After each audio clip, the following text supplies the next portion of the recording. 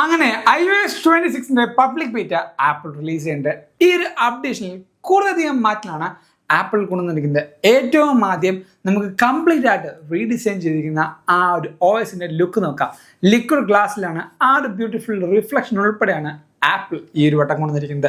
And complete ആയിട്ട് redesign ചെയ്തിരുന്ന ഒരു ക്യാമറ ആപ്പും നമുക്ക് കാണാം. ഈ ഒരു ആപ്പിൽ നമുക്ക് ഫോട്ടോയും വീഡിയോയും മാത്രമാണ് കാണുന്നെങ്കിലും just left and right swipe ചെയ്യണമെങ്കിൽ ബാക്കി ഓപ്ഷൻസും നമുക്ക് കാണാൻ പറ്റും. ആൻഡ് സിംപ്ലിഫൈ ചെയ്തിരിക്കുന്ന ഒരു പുതിയ ഫോട്ടോസ് ആപ്ലിക്കേഷനും നമുക്കതിൽ കാണാൻ പറ്റും. ഇതിൻ്റെ കൂടെ തന്നെ നമുക്ക് അടിപൊളിയായ ലോക്ക് സ്ക്രീനും അതിൻ്റെ കസ്റ്റമൈസേഷനും ഈ ഒരു വട്ടം ആപ്പിൾ കൊണ്ടുവന്നുണ്ട്. ഈ ഒരു അപ്ഡേഷനിൽ കൂടെ തന്നെ നമുക്ക് ഇത്രയും നാൾ കിട്ടായിരുന്ന ഒരു കസ്റ്റം റിംഗ് ടോൺ സെറ്റപ്പും ആപ്പിൾ ഈ ഒരു അപ്ഡേഷനിൽ കൊണ്ടുവന്നിട്ടുണ്ട്.